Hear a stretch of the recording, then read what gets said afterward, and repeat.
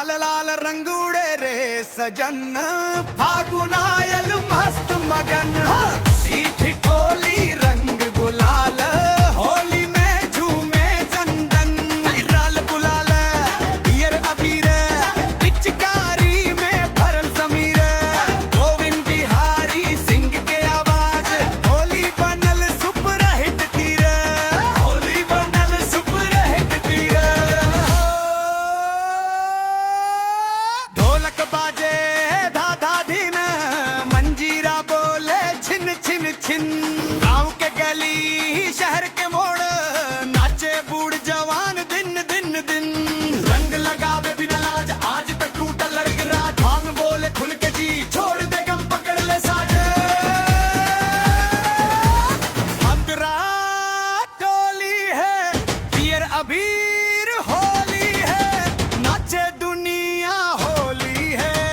अंतरा होली है, पियर अबीर होली है, नाचे दुनिया होली है। गोविंद करा अंतरा, गोविंद करा अंतरा, गोविंद करा अंतरा, गोविंद करा अंतरा, गोविंद करा अंतरा, गोविंद करा अंतरा, गोविंद करा अंतरा, गोविंद करा अंतरा।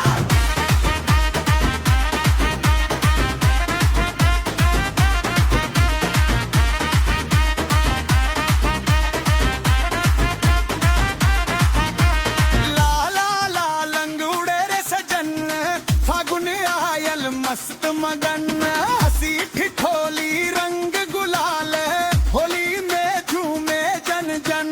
लाल गुलाल पियर अबीर, पिचकारी में भरल समीर। गोविंद बिहारी सिंह के आवाज, होली बनल सुपर हिट तीर।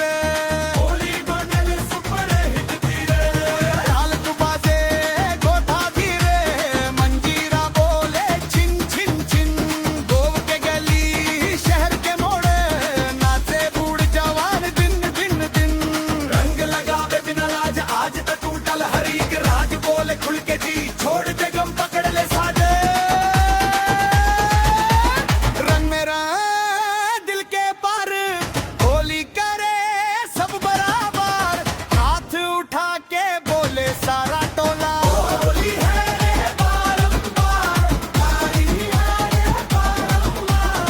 आके बोले जा लाल गुलाल, ओरेंज करा अंतरा, ओरेंज करा अंतरा, ओरेंज करा अंतरा, ओरेंज करा अंतरा, ओरेंज करा अंतरा, ओरेंज करा अंतरा, ओरेंज करा अंतरा, ओरेंज करा अंतरा। लाल लाल रंग उड़े रे सजन, फागुनायल मस्त मगन।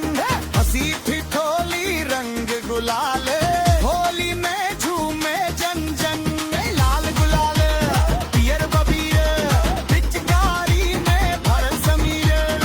गोविंद बिहारी सिंह के आवाज, होली बनल सुपर हिट तीर।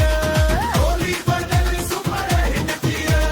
रंग रात पियर दिन, मंजीरा बोले छिन छिन छिन। गाँव के गली शहर के मोड़, नाचे बूढ़ जवान गिन। रंग लगावे बिना लाज, आज तक टूटल हर एक राज। भाग बोले खुल के जी, छोड़ दे गम पकड़ ले साज।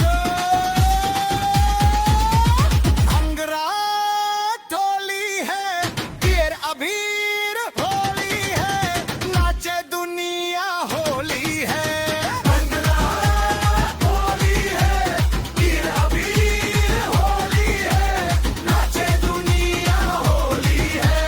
गोविंद करा गोविंद करा गोविंद करा गोविंद करा गोविंद करा गोविंद करा गोविंद करा गोविंद करा।